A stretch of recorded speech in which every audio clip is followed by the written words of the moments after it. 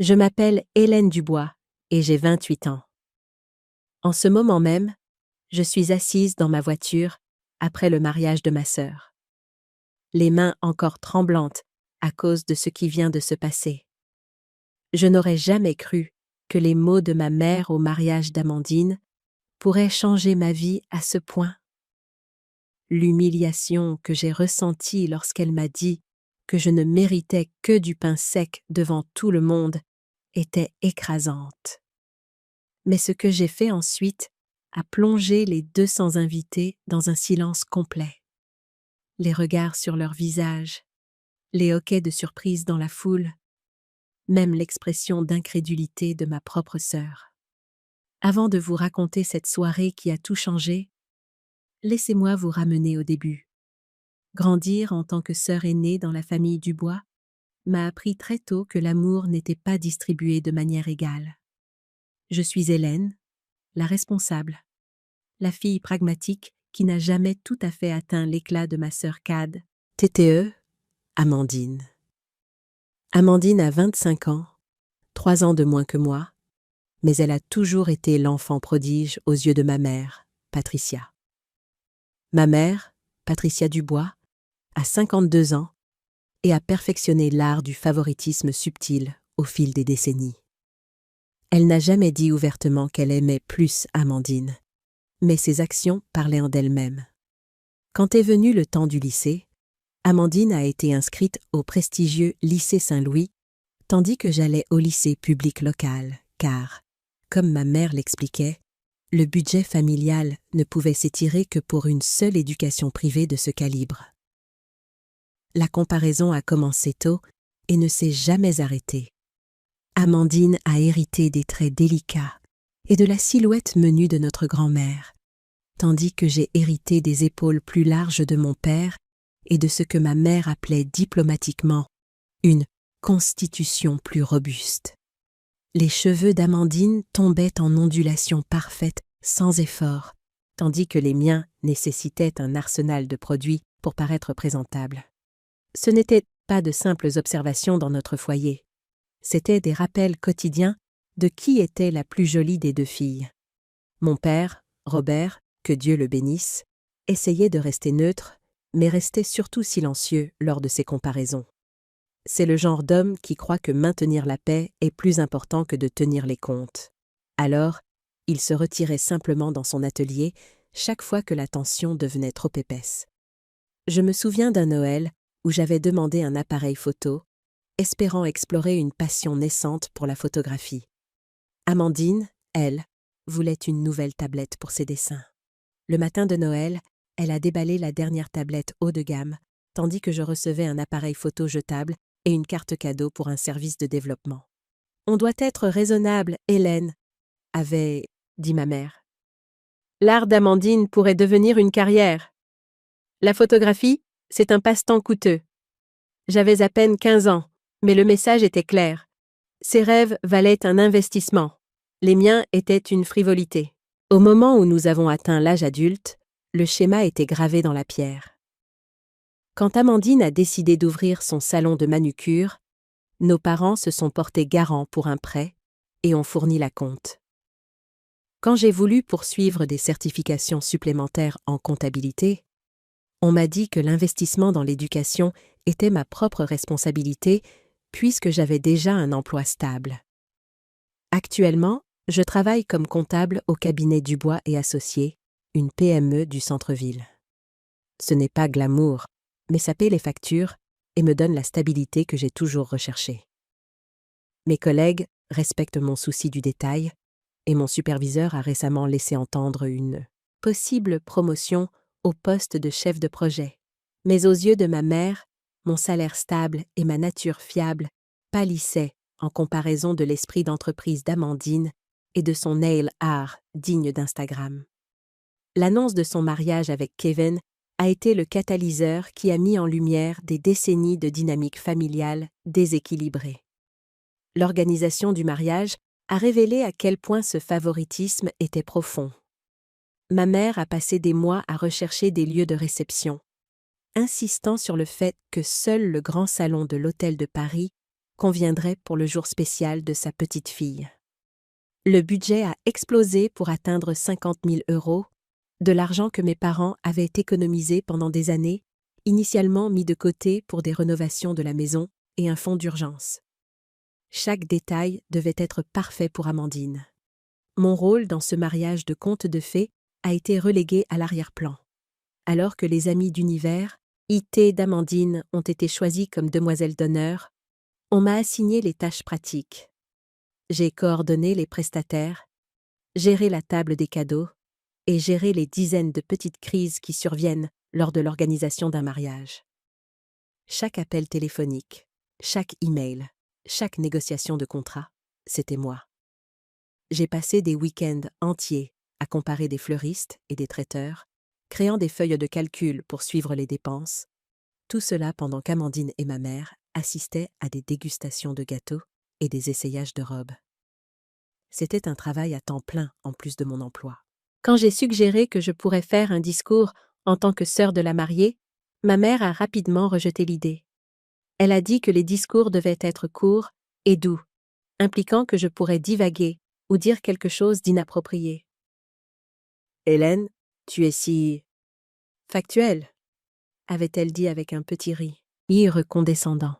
« Laissons les discours à ceux qui ont un talent pour l'émotion, comme Jessica. » Les fonctions de demoiselle d'honneur principale sont revenues à la meilleure amie d'Amandine, Jessica, tandis que l'on m'a donné le titre de coordinatrice familiale, ce qui semblait important, mais signifiait essentiellement que j'étais une employée de mariage non rémunérée. Malgré tout cela, je m'accrochais à l'espoir que le mariage d'Amandine serait différent. Peut-être que voir ces deux filles réunies lors d'une journée si importante rappellerait à ma mère qu'elle avait 2 enfants qu'il aimait. Peut-être que la joie de l'occasion adoucirait son cœur et l'aiderait à voir que j'avais de la valeur, moi aussi. L'espoir est une chose tenace et irrationnelle. Il persistait malgré les preuves accablantes du contraire. Le mariage était prévu pour un samedi soir de fin septembre. La liste des invités comprenait 200 personnes, principalement des amis d'Amandine et notre famille élargie. Le lieu était tout ce dont ma mère avait rêvé, avec des lustres en cristal, des roses blanches partout et une piste de danse qui ferait sentir n'importe quelle mariée comme une princesse. À l'approche du mariage, je me suis retrouvée sincèrement excitée pour Amandine. Malgré tout, j'aimais ma sœur et je voulais qu'elle ait une journée parfaite. Son fiancé, Kevin, semblait être un homme bon, un ingénieur logiciel avec un emploi stable et un caractère aimable. Il traitait bien Amandine et semblait sincèrement l'adorer. Il essayait parfois de m'inclure, me posant des questions sur mon travail avec un intérêt qui semblait authentique, mais ces tentatives étaient de souvent interrompues par ma mère, qui ramenait la conversation sur les réalisations plus excitantes d'Amandine. J'ai passé des semaines à chercher la robe parfaite, optant pour une robe de cocktail bleu marine, qui m'a coûté 200 €, une part importante de mon budget mensuel. Je voulais avoir l'air élégante et appropriée, me fondre dans la masse des autres invités et ne pas attirer l'attention sur moi pour de mauvaises raisons. Plus j'y pensais, plus je me persuadais que ce mariage pourrait être un nouveau départ pour nos relations familiales. Peut-être qu'après avoir vu Amandine installée et heureuse, ma mère aurait de la place dans son cœur pour apprécier aussi son autre fille. Le matin du mariage d'Amandine est arrivé avec la promesse fraîche de l'automne. Je me suis réveillée à 5 heures du matin, 3 heures avant mon réveil, l'estomac noué par un mélange d'excitation et de nervosité.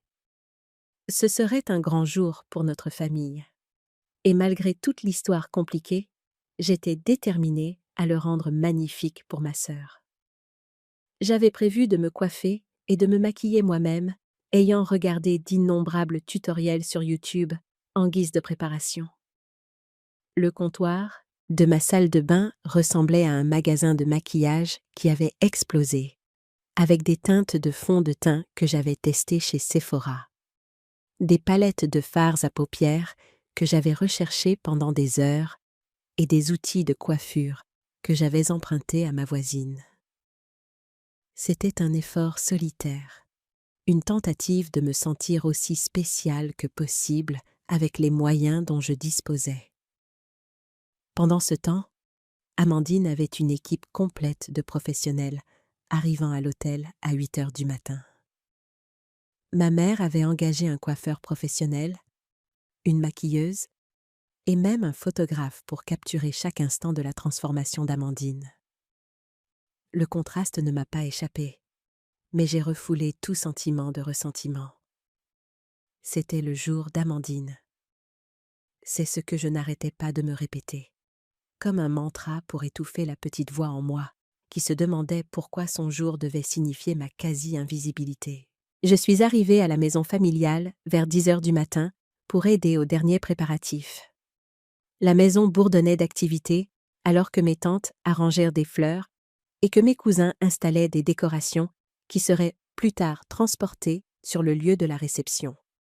Ma mère était en mode mère de la mariée à plein temps, portant ses cheveux en bigoudi et une robe de chambre en soie sur laquelle était brodée en lettres dorées « Maman d'Amandine ». Quand elle m'a vue, elle m'a toisé de la tête aux pieds d'un œil critique. « Eh bien, tu as l'air acceptable », a-t-elle dit, ce qui, je suppose, était mieux qu'une critique. « Ta coiffure est finalement décente. Essaie juste de ne pas attirer l'attention sur toi aujourd'hui, d'accord ? C'est le moment d'Amandine de briller. » J'ai hoché la tête et souri, ravalant la réponse qui se formait dans ma gorge. Je me suis occupée avec de petites tâches, pliant les programmes et organisant le kit d'urgence que j'avais préparé avec des épingles à nourrice, un détachant et des analgésiques. Quand Amandine est sortie de sa chambre dans toute sa splendeur nuptiale, toute la maison a semblé retenir son souffle. Elle était absolument magnifique dans sa robe à 3000 €. Sa peau éclatante après des mois de soins du visage professionnel, ses cheveux coiffés en un chignon élaboré qui avait pris 2 heures à perfectionner. « Oh mon bébé !» a suffoqué ma mère, les mains sur sa poitrine. « Tu ressembles à une vraie princesse, comme sortie d'un conte de fées. » Je n'arrive pas à croire que ma petite fille se marie. Des larmes coulaient sur le visage de ma mère, alors qu'elle s'affairait autour de la robe d'Amandine, ajustant la traîne et s'assurant que chaque détail était parfait. Le photographe a capturé chaque instant de cette scène émouvante et je me suis retrouvée à reculer pour rester hors du cadre. C'était un réflexe, un mouvement que j'avais pratiqué toute ma vie. Nous sommes arrivés à l'église 30 minutes avant la cérémonie. Le soleil de l'après-midi filtrait à travers les vitraux, projetant des motifs colorés sur les bancs en bois. L'église était déjà à moitié pleine d'invités arrivés en avance. J'ai remarqué que les 2 premières rangées du côté de la mariée étaient réservées à la famille immédiate. Mais lorsque les placeurs m'ont guidée vers mon siège, j'ai été placée dans la 3e rangée. La 2e rangée était réservée aux demoiselles d'honneur d'Amandine et à leurs cavaliers. Quand j'ai posé la question, ma mère a expliqué que la disposition traditionnelle des sièges plaçait le cortège nuptial le plus près de l'autel. La logique était impeccable, mais la sensation d'être mise à l'écart, même symboliquement, était indéniable. Pendant la cérémonie, j'ai regardé ma sœur promettre son amour à Kevin avec un bonheur sincère dans mon cœur. Ils étaient imparfaits ensemble, et les vœux de Kevin m'ont mis les larmes aux yeux. C'est à cela que l'amour devrait ressembler. Respect mutuel, affection sincère et partenariat. Ma mère a sangloté pendant toute la cérémonie, tamponnant ses yeux avec le mouchoir spécial qu'elle avait brodé pour l'occasion. Elle avait passé des semaines à parler de sa fierté pour Amandine, de la perfection avec laquelle tout s'était déroulé, de la façon dont c'était le plus beau jour de sa vie. Son bonheur était si grand, si débordant, qu'il semblait ne laisser aucune place pour autre chose ou qui que ce soit d'autre. Après la cérémonie, nous nous sommes dirigés vers l'hôtel de Paris pour la réception. La salle de bal avait été transformée en un pays des merveilles hivernales avec des fleurs blanches, des accents argentés et de minuscules lumières qui scintillaient comme des étoiles. C'était vraiment magnifique, et j'étais fière que notre famille ait créé un cadre aussi magique pour Amandine et Kevin. Le cocktail bourdonnait de conversation, alors que les invités admiraient le lieu et prenaient des nouvelles de parents qu'ils n'avaient pas vus depuis des mois. Je me suis mêlée poliment, prenant des photos avec des membres de la famille et faisant la conversation avec les amis d'université d'Amandine. Quand est venu le moment de dîner, j'ai découvert que j'avais été assignée à la table 8, qui était près du fond de la salle et loin des tables familiales. Mes compagnons de table étaient les collègues de Kevin et leurs conjoints, des gens sympathiques, mais des étrangers pour moi. La table d'honneur, bien sûr, accueillait Amandine, Kevin, le cortège nuptial et les 2 paires de parents. En regardant autour de la salle, admirant les centres de table élégants et les visages heureux des invités, je me suis dit que tout se passait exactement comme il se devait. C'était la soirée d'Amandine, et elle héritait d'être le centre de l'attention. La table 8 s'est avérée plus agréable que je ne l'avais prévu. Les collègues de Kevin étaient chaleureux et accueillants, posant de vraies questions sur mon travail et partageant des histoires sur leurs propres expériences dans le monde de l'entreprise.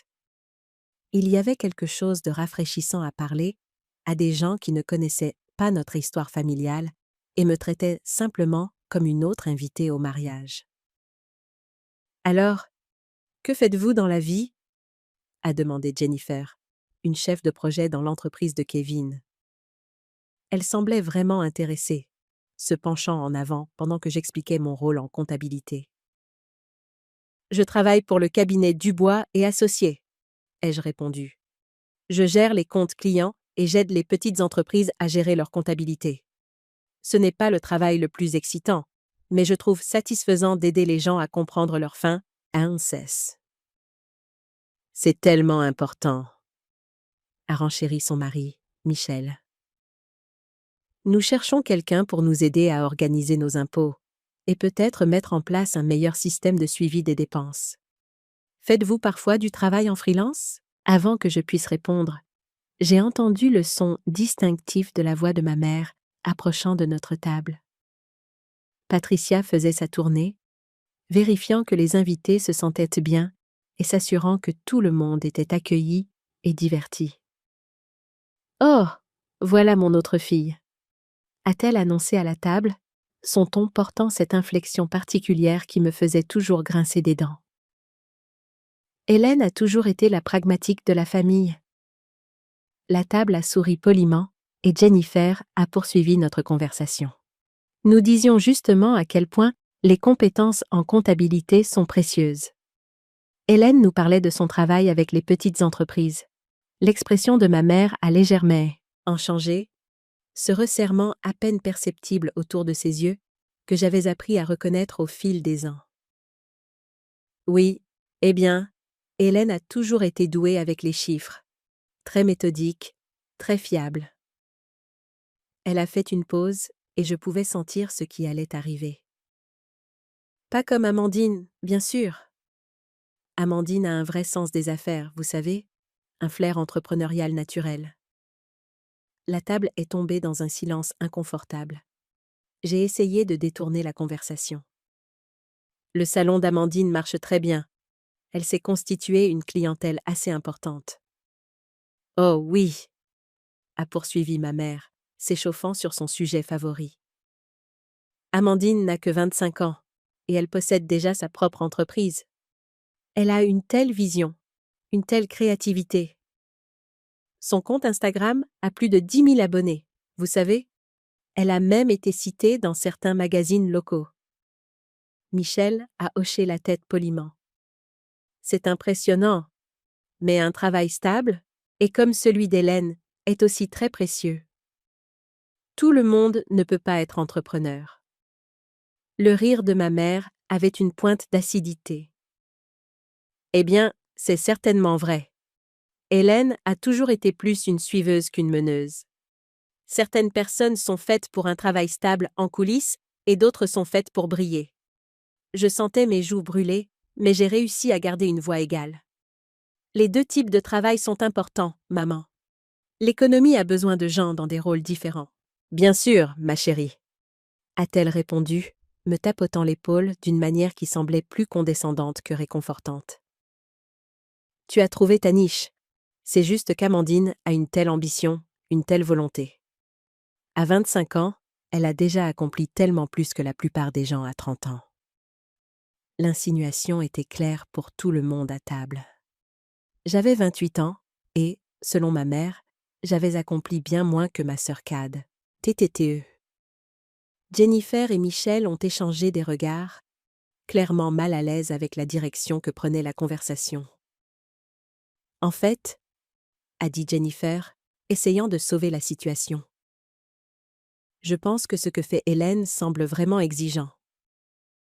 Gérer la comptabilité de plusieurs entreprises demande beaucoup de compétences et d'attention aux détails. Ma mère a agité la main avec dédain. Oh, c'est un bon travail pour quelqu'un qui aime la routine. Hélène a toujours préféré la sécurité d'un salaire stable à l'excitation de construire quelque chose à partir de rien. Elle n'est pas une preneuse de risques comme Amandine. Les mots piquaient parce qu'il y avait juste assez de vérité en eux pour faire mal. J'avais choisi la sécurité plutôt que l'incertitude, un revenu stable plutôt que la possibilité de plus grandes récompenses. Mais entendre mes choix de vie rejetés si nonchalamment devant des inconnus était humiliant. Le salon d'Amandine a Réal isé un chiffre d'affaires à 6 chiffres dès sa première année. A continué ma mère, inconsciente du malaise qu'elle provoquait. Elle envisage déjà d'ouvrir un deuxième emplacement. C'est la différence entre avoir une vision et avoir simplement un emploi.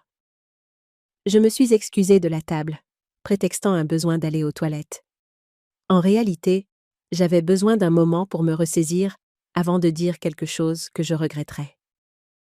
En m'éloignant, j'entendais ma mère continuer à vanter les vertus d'Amandine à mes compagnons de table de plus en plus mal à l'aise. Dans les toilettes, je me suis regardée dans le miroir et j'ai essayé de me souvenir pourquoi j'étais là. C'était le jour du mariage d'Amandine. J'étais là pour célébrer son bonheur, pas pour concourir pour l'approbation de ma mère. Je pouvais traverser le reste de la soirée avec grâce et dignité. Quand je suis retournée à la table, ma mère était passée à charmer d'autres invités. La conversation s'était tournée vers des sujets plus sûrs, comme le lieu magnifique et le délicieux dîner. Mais je pouvais sentir les regards compatissants de mes compagnons de table, et je savais qu'ils avaient été témoins de quelque chose qui les avait mis mal à l'aise. Le mal était fait, mais j'ai essayé de sauver le reste de la soirée en me concentrant sur le positif. La nourriture était excellente, la musique était agréable, et voir Amandine si heureuse valait bien tout ce malaise. La partie dîner de la soirée s'est terminée par les traditions habituelles du mariage. Amandine et Kevin ont eu leur première danse sur La vie en rose d'Édith Piaf, semblant complètement perdus l'un dans l'autre alors qu'ils se balançaient au son de la musique. Mon père a ensuite dansé avec Amandine, les larmes aux yeux en faisant tourner sa plus jeune fille sur la piste de danse. Je regardais depuis ma table, sincèrement émue par les moments iris qui se déroulaient devant moi. Malgré toutes les complications familiales, c'étaient ces moments qui comptaient. L'amour, l'engagement et la célébration de deux personnes choisissant de construire une vie ensemble. Après la fin des danses formelles, il était temps pour la cérémonie de la coupe du gâteau. Le gâteau de mariage d'Amandine et Kevin était une pièce montée à 3 étages. Un chef-d'œuvre recouvert de délicates fleurs en sucre assorties au bouquet d'Amandine. Il avait été commandé à la pâtisserie Bella, la pâtisserie la plus exclusive de la ville, et avait coûté près de 800 €. Le photographe a rassemblé la foule autour de la table du gâteau, et Amandine et Kevin ont posé avec le couteau à gâteau en argent. Le moment était parfait. le couple heureux riant en coupant la première part du niveau inférieur, pendant que leurs invités applaudissaient et que les flashs des appareils photo illuminaient leurs visages. « Assure-toi de toi. Lui en mettre sur le nez !» a crié quelqu'un, et Amandine a gloussé en tamponnant malicieusement un peu de glaçage sur la joue de Kevin. La foule a éclaté de rire et d'autres applaudissements ont suivi. Une fois les photos officielles prises, Amandine a commencé la tradition de servir personnellement le gâteau aux invités les plus importants. Elle a coupé des parts généreuses et les a distribuées avec des étreintes et des baisers, en commençant par ses nouveaux beaux-parents, puis en passant à nos parents. Je me tenais avec les autres invités, attendant patiemment mon tour. En tant que sœur d'Amandine, je m'attendais à être parmi les premières à recevoir une part de ses mains. Mais elle s'est déplacée dans la foule, servant d'abord les tantes, les oncles et les amis proches. Je me suis dit qu'elle gardait probablement la famille pour la fin, voulant passer un peu plus de temps avec chaque parent. Mais au fil des minutes, j'ai regardé, et Amandine continuait à servir du gâteau à invité après invité, sans jamais croiser mon regard. Bientôt, elle avait servi près de 20 personnes, et le stock de parts précoupées commençait à diminuer. Plutôt que de continuer à attendre, j'ai décidé de m'approcher moi-même de la table du gâteau. Après tout, j'étais de la famille, et ce ne serait sûrement pas un problème si je me servais une petite part. Le gâteau avait l'air absolument délicieux, avec des couches de génoise à la vanille et ce qui semblait être une garniture à la framboise. Je venais de prendre la pelle à gâteau quand j'ai entendu la voix de ma mère derrière moi. « Hélène, qu'est-ce que tu fais ?» Je me suis retournée, surprise par le ton sec de sa voix. « J'allais juste me couper une part de gâteau, maman. » Amandine a l'air occupée avec les autres invités. L'expression de ma mère était sévère, presque scandalisée. « Ce gâteau a coûté 800 €, Hélène. Il est fait avec du chocolat, thé belge importé et de la vanille biologique de Madagascar. Rien que les fleurs ont pris 6 heures au pâtissier. » J'étais confuse par sa réaction. « Je sais qu'il est magnifique, maman. Je voulais juste en goûter un petit morceau. C'est un gâteau de mariage. N'est-il pas fait pour être partagé avec les bonnes personnes ?»« Oui » a-t-elle répondu, s'approchant de la table du gâteau comme pour me bloquer l'accès. Amandine a spécifiquement demandé ce gâteau de la pâtisserie Bella. As-tu la moindre idée à quel point cet endroit est exclusif ? Ils ne prennent qu'un nombre limité de commandes chaque mois. D'autres invités commençaient à remarquer notre conversation. Je sentais les regards se tourner vers nous, mais j'ai essayé de garder ma voix basse et respectueuse. « Je comprends qu'il est spécial, maman. Je n'essaie pas de prendre plus que ma part. Je pensais juste que ce serait bien de goûter le gâteau de mariage d'Amandine. » Ma mère m'a regardé de haut en bas, son regard balayant ma robe de prêt-à-porter, ma coiffure faite maison et mes chaussures de grand magasin. Quand elle a de nouveau parlé, sa voix portait une froideur qui m'a glacé le sang. « Ma chérie, avec ton style de vie simple et tes goûts basiques, tu ne serais même pas capable d'apprécier quelque chose d'aussi sophistiqué. Ce gâteau est pour les gens qui comprennent la qualité, qui peuvent reconnaître les ingrédients fins et le savoir-faire artisanal. » J'ai eu l'impression d'avoir reçu une gifle. Autour de nous, les conversations se calmaient, alors que les gens sentaient la tension. « Maman, qu'est-ce que tu essaies de dire ?» Elle a soupiré, comme si elle expliquait quelque chose à un enfant. « Hélène, tu as toujours été parfaitement contente de choses simples et ordinaires. Tu fais tes courses chez Monoprix. Tu conduis une voiture d'occasion. Tu vis dans ce petit appartement avec des meubles basiques. Il n'y a rien de mal à ce style de vie, mais cela signifie que tu n'es pas vraiment équipé pour apprécier le luxe quand tu le vois. » Mes mains tremblaient maintenant, mais j'ai essayé une dernière fois de désamorcer la situation. « Je comprends que le gâteau est cher et magnifique. Je ne demande pas une part énorme. Je voulais juste participer à la célébration. » C'est alors que ma mère a prononcé les mots qui allaient tout changer entre nous pour toujours. « Hélène, a-t-elle dit, assez fort pour qu'au moins 20 personnes entendent clairement. Quelqu'un avec tes goûts simples et tes moyens modestes ne mérite que du pain sec. Ce gâteau est pour les gens qui ont gagné le droit de profiter des bonnes choses de la vie. Les mots m'ont frappé comme un coup physique. Tu ne mérites que du pain sec, prononcé par ma propre mère au mariage de ma sœur devant une foule de familles et d'amis. Les conversations autour de nous se sont complètement arrêtées. Je sentais les gens me regarder. Certains, la bouche légèrement ouverte, d'autres détournant le regard, embarrassés.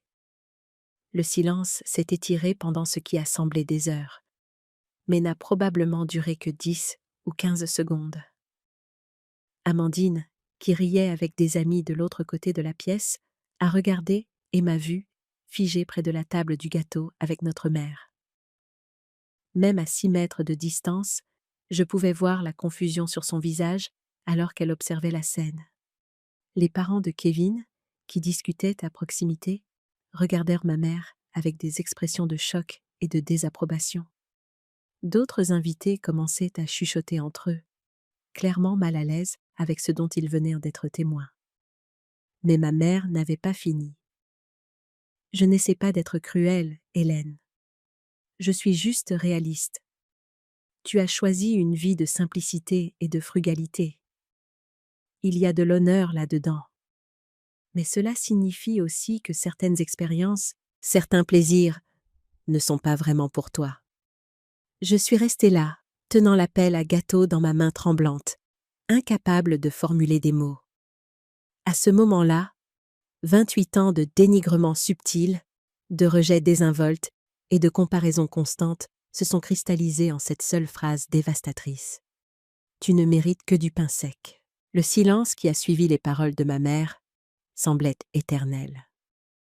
Je suis restée là, la pelle à gâteau toujours à la main, tandis que 200 invités au mariage digéraient ce qu'ils venaient de voir.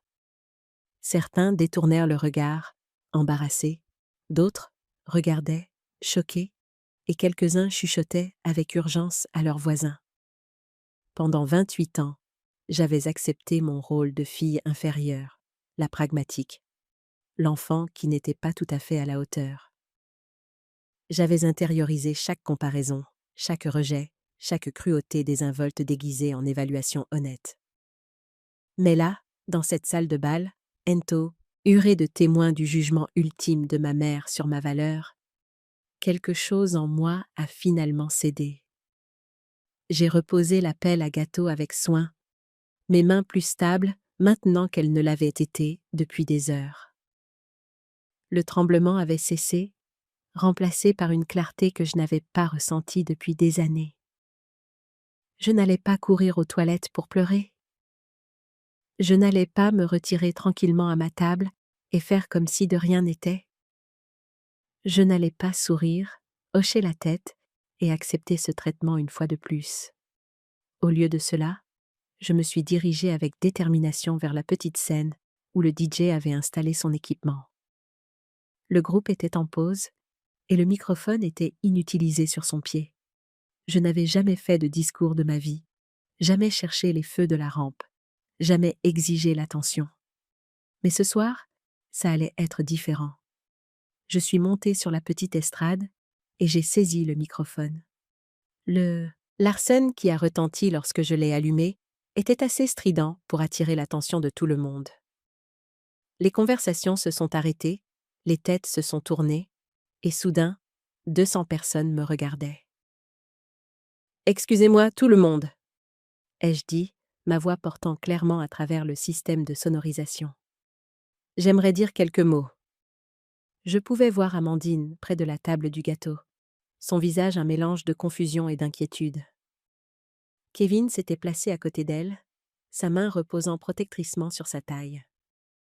Mes parents se tenaient figés, le visage de mon père pâle et l'expression de ma mère passant de la surprise à l'horreur alors qu'elle réalisait ce qui se passait. « Je m'appelle Hélène Dubois, » ai-je poursuivi, « et je suis la sœur aînée d'Amandine.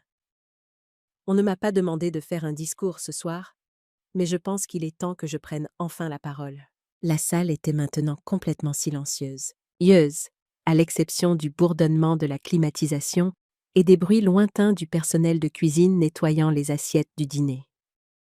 Même les enfants semblaient de sentir la gravité du moment et avaient cessé leur bavardage. Je veux commencer par dire à quel point j'aime ma sœur, Amandine. Grandir avec elle a été l'une des plus grandes joies de ma vie. Je l'ai vue passer d'une petite fille curieuse à la femme magnifique et accomplie que vous voyez aujourd'hui. Amandine, tu mérites tout le bonheur du monde. Et Kevin, tu as une femme incroyable. Les yeux d'Amandine se sont remplis de larmes et elle a murmuré un « merci » de l'autre côté de la pièce. Une partie de la tension dans la foule a semblé se dissiper. Cela commençait comme un discours traditionnel de la sœur de la mariée. Mais ce soir, ai-je continué, j'ai appris quelque chose sur la famille qui m'a brisé le cœur en 1000 morceaux. J'ai appris que parfois, les personnes qui sont censées vous aimer inconditionnellement sont celles qui imposent les conditions les plus dures à cet amour. L'atmosphère a de nouveau changé. Les gens ont commencé à échanger des regards, sentant que ce discours prenait une tournure inattendue. Ma mère a fait un pas en avant, comme si elle allait essayer de m'arrêter, mais mon père lui a attrapé le bras. Il y a quelques minutes, quelqu'un qui devrait m'aimer plus que quiconque en ce monde m'a dit que je ne méritais que du pain sec. Elle a dit cela parce que je ne suis pas assez chic, pas assez brillante, pas assez digne de partager les mêmes plaisirs simples que tout le monde. Des murmures d'indignation ont parcouru la foule. Plusieurs personnes ont regardé directement ma mère, qui était devenue complètement blanche. Amandine a couvert sa bouche avec sa main, ses yeux grands ouverts de choc et de compréhension naissante. « Vous savez quoi ?» ai-je dit, ma voix se faisant plus forte. « Peut-être qu'elle a raison. Peut-être que je ne mérite que du pain sec. » La confusion sur les visages des gens était palpable. Où voulais-je en venir? Parce que le pain sec représente quelque chose que cette famille a oublié de valoriser. Le pain sec est honnête. Il est réel. C'est une subsistance sans prétention. Il n'essaie pas d'être quelque chose qu'il n'est pas, et il ne s'excuse pas d'être simple. J'ai fait une pause, regardant la foule, croisant le regard de personnes qui buvaient mes paroles. Le pain sec est authentique, et apparemment, l'authenticité n'est pas très valorisée dans cette famille. Mais vous savez quoi? Je préfère être un pain sec authentique qu'un gâteau de luxe artificiel, n'importe quel jour de la semaine. Quelques personnes dans la foule ont commencé à hocher légèrement la tête. Je pouvais voir la compréhension poindre sur les visages dans toute la salle. Et puisque nous parlons d'authenticité, je pense qu'il est temps que je partage quelque chose d'authentique avec vous tous ce soir. J'ai sorti de mon petit sac à main une enveloppe pliée que je portais depuis des semaines, attendant le bon moment pour partager la nouvelle avec ma famille. Ce soir était certainement devenu ce moment, bien que pas de la manière que j'avais initialement prévue. Il y a 6 mois, j'ai créé ma propre entreprise de comptabilité et de conseil financier. Je ne l'avais pas dit à ma famille parce que je voulais m'assurer de son succès avant de l'annoncer. Je voulais avoir quelque chose de concret à leur montrer. La foule était maintenant complètement captivée. Même le personnel de restauration avait arrêté son travail pour écouter. Le mois dernier, j'ai signé des contrats avec 3 clients majeurs. Ma petite entreprise, celle que je dirige depuis mon simple appartement avec mes meubles basiques, est maintenant en voie de réaliser un chiffre d'affaires de 200 000 € pour sa première année. Les exclamations de surprise étaient audibles cette fois. Je pouvais voir les sourcils des gens se hausser, sentir le changement d'énergie dans la pièce. Ma mère avait l'air de pouvoir s'évanouir. « Mais ce n'est pas tout !» ai-je continué. Hier, j'ai signé l'acte de vente de ma première maison. Pas un appartement, pas un bien locatif, mais une vraie maison de 3 chambres, avec un jardin et un garage pour 2 voitures. J'ai versé un acompte de 20% et mon remboursement de prêt est inférieur à ce que la plupart des gens paient en loyer. Le père de Kevin, que je savais être un homme d'affaires prospère, a commencé à sourire légèrement. Plusieurs autres invités hochèrent la tête avec approbation et ce qui ressemblait à du respect. Et ce matin, avant ce mariage, j'ai reçu un appel des Industries Lefebvre. Ils veulent m'embaucher comme leur consultante financière à temps plein.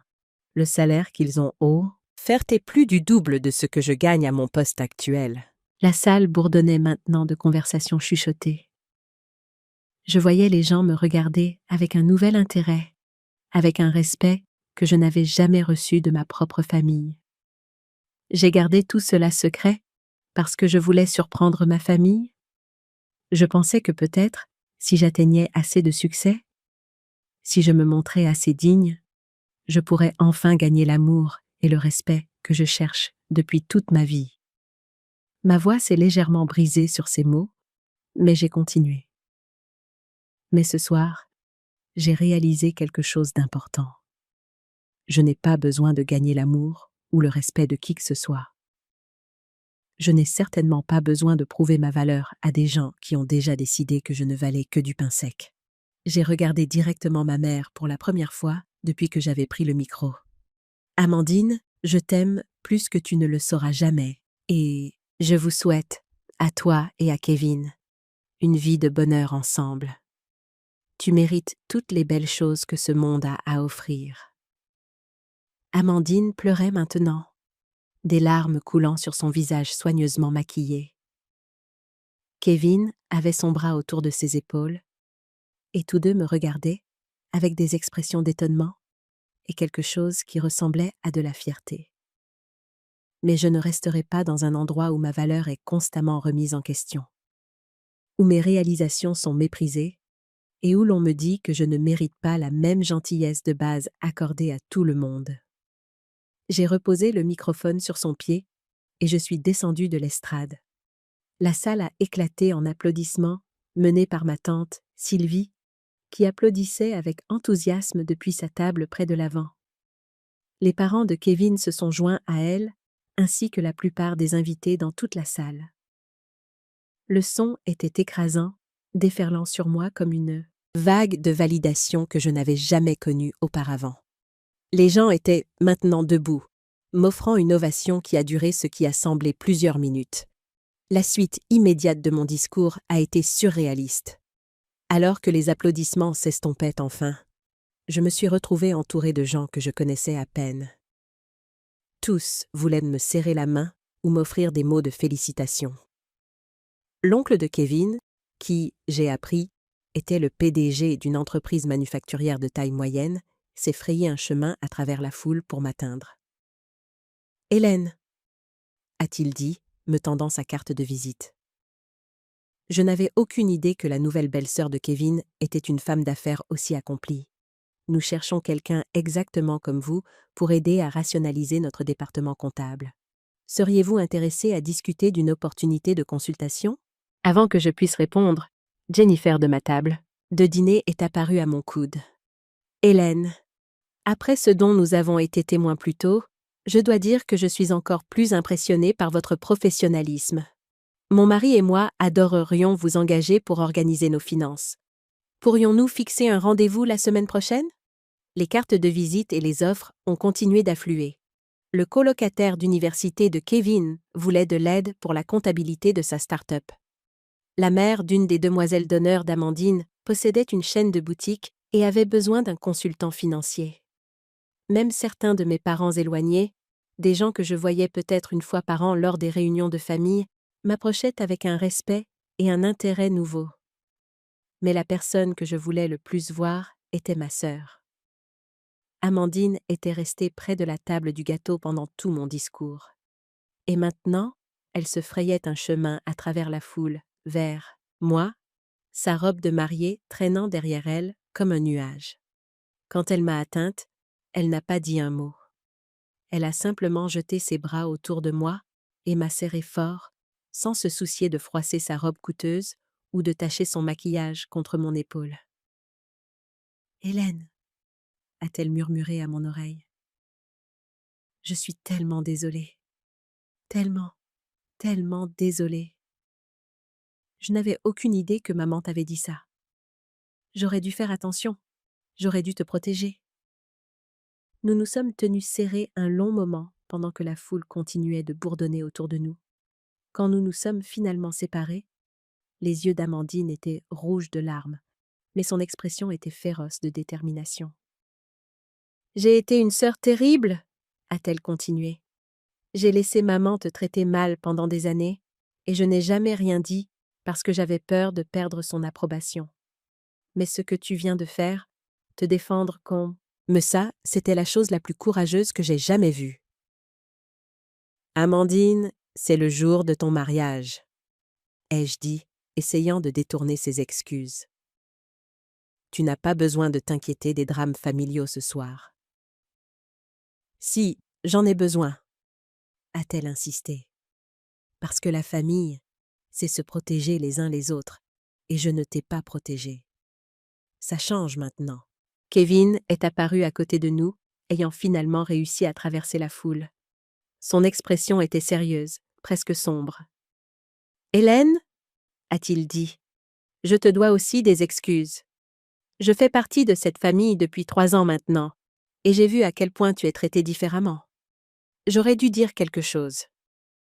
Ce que ta mère a dit ce soir était complètement inacceptable, et ce que tu as fait en réponse était incroyable. » Avant que je puisse répondre, j'ai entendu la voix de mon père derrière moi.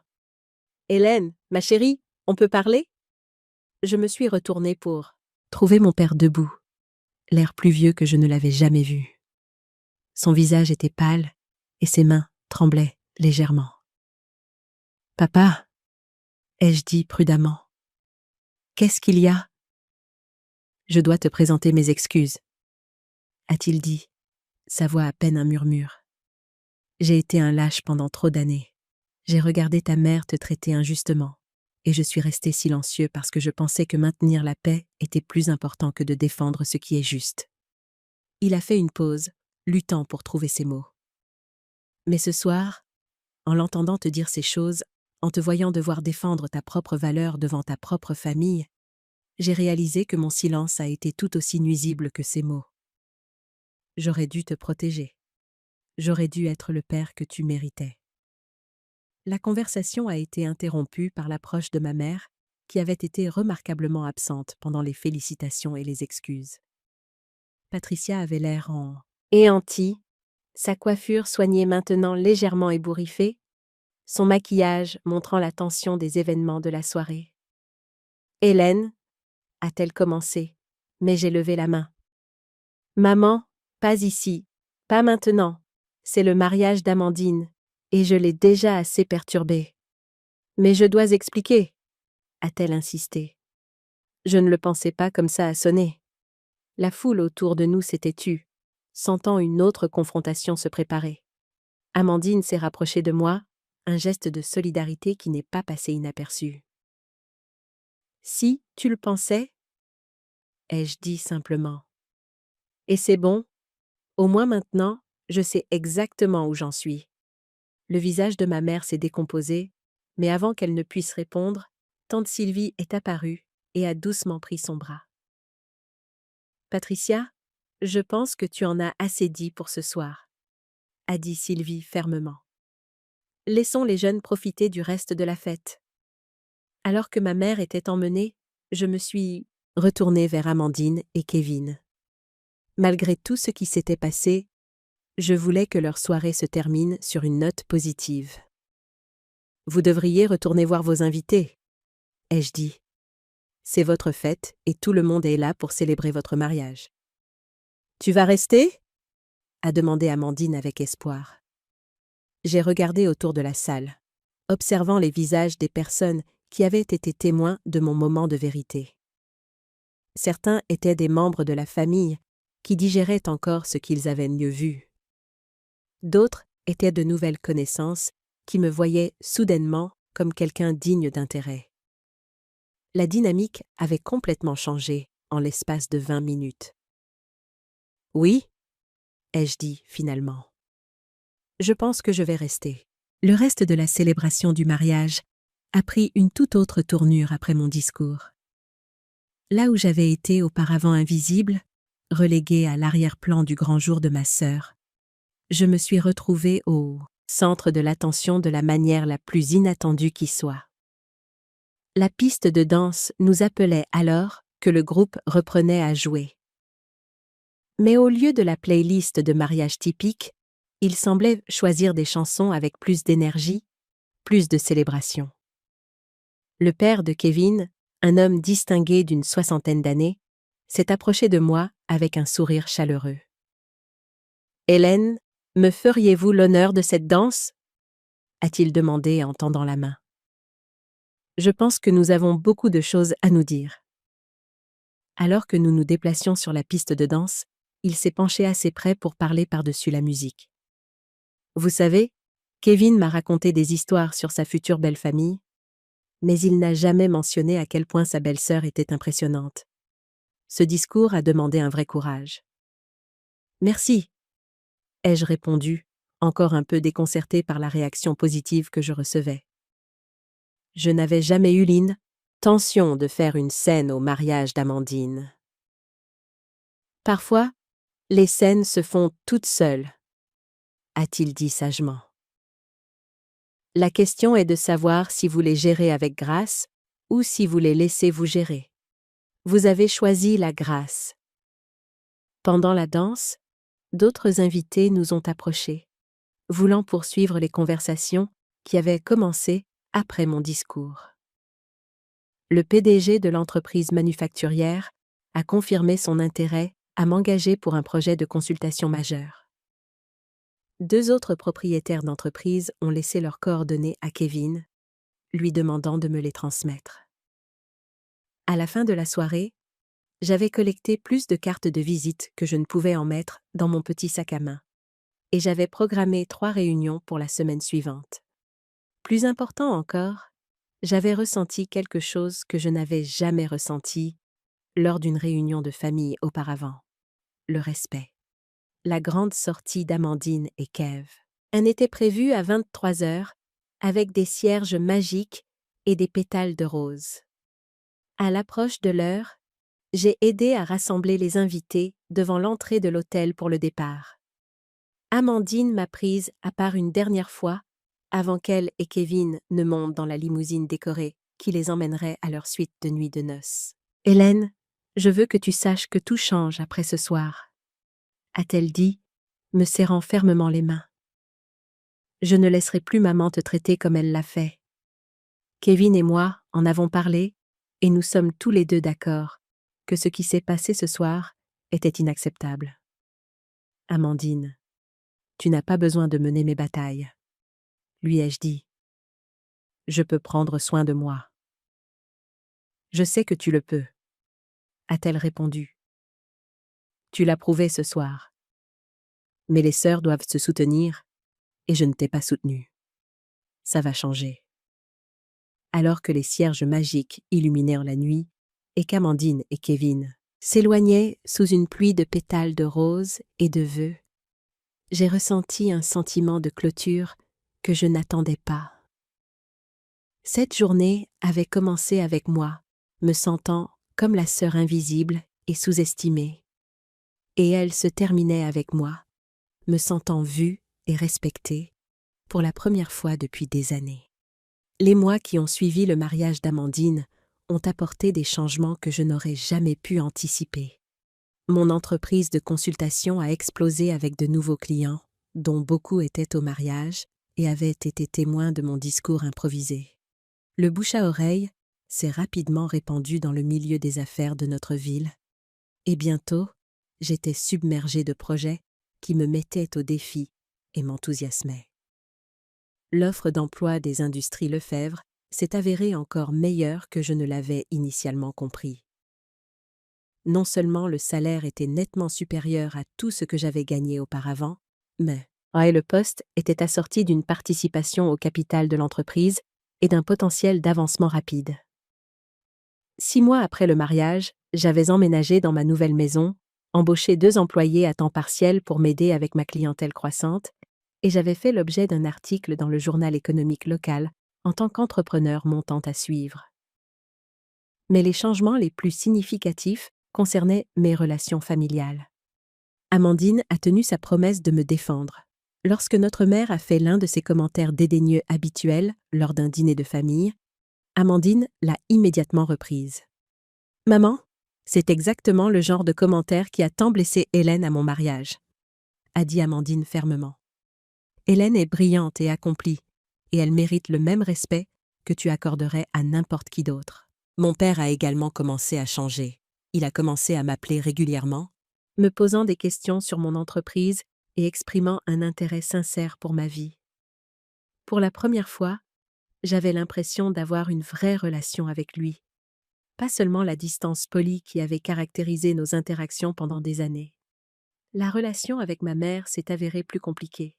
Elle a tenté plusieurs excuses dans les mois qui ont suivi le mariage, mais elles étaient toutes assorties de qualifications et d'explications qui montraient qu'elle ne comprenait pas pleinement l'impact de son comportement.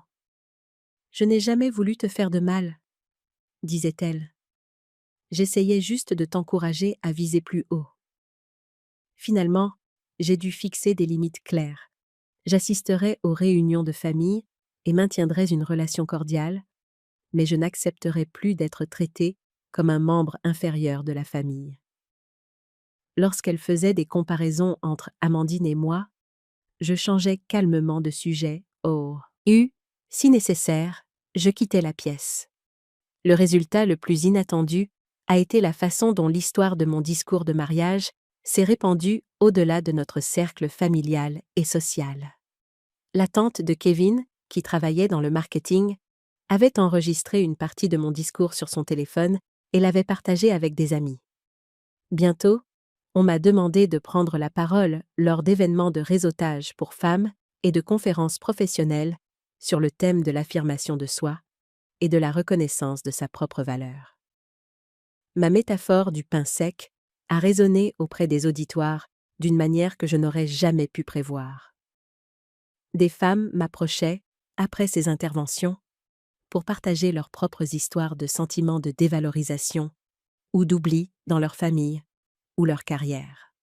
« Votre discours m'a donné la permission d'arrêter de m'excuser d'être moi-même », m'a dit une femme après une présentation de conférence.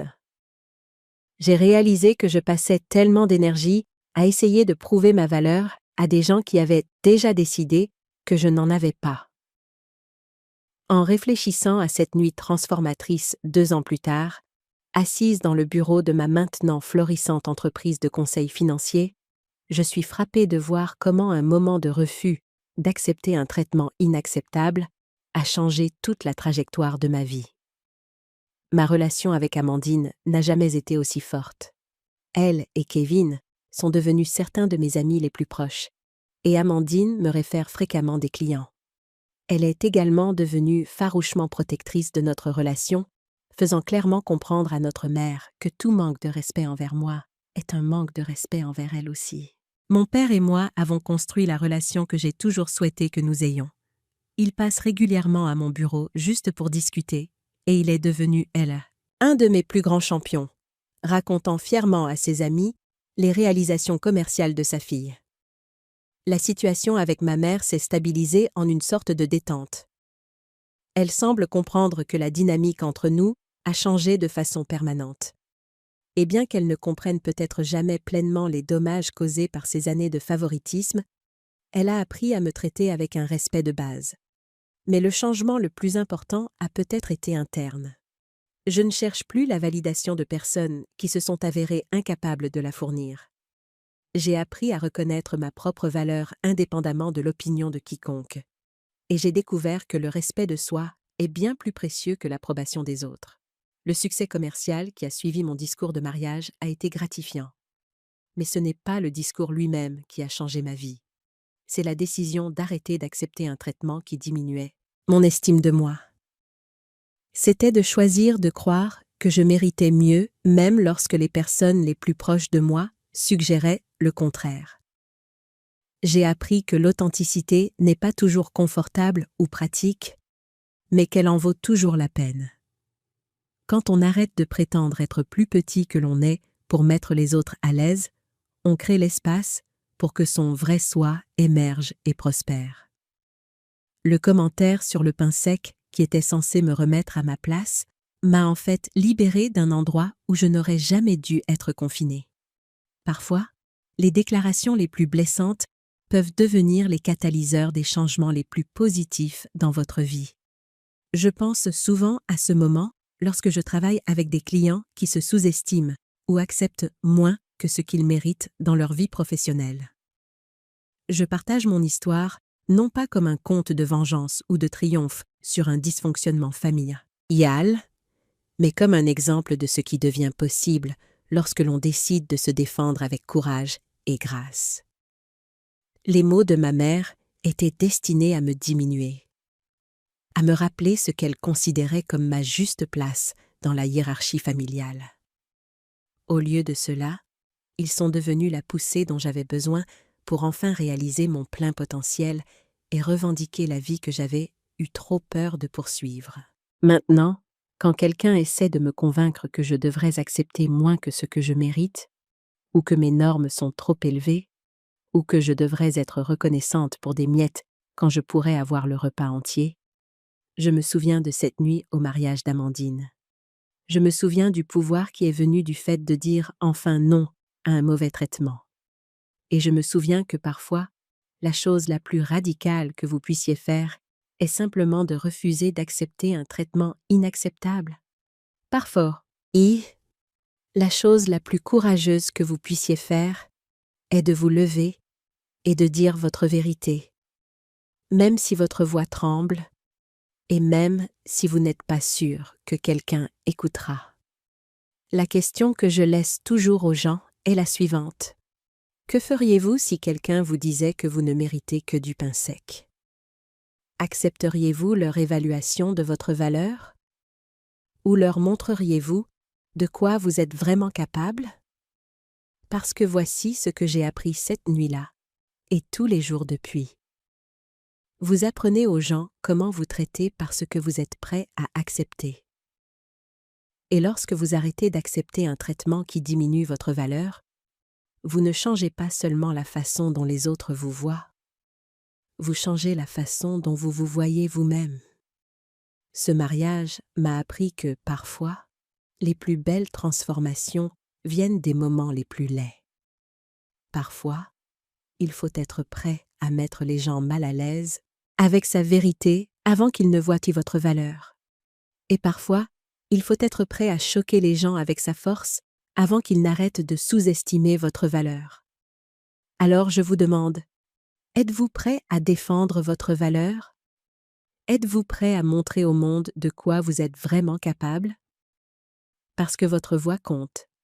Votre vérité a du pouvoir et vous méritez bien plus que du pain sec. Merci d'avoir écouté mon histoire. Si elle a résonné en vous, partagez-la avec quelqu'un qui pourrait avoir besoin de l'entendre. Appuyez sur le bouton « J'aime » si vous vous êtes déjà senti sous-estimé par des personnes qui auraient dû vous soutenir.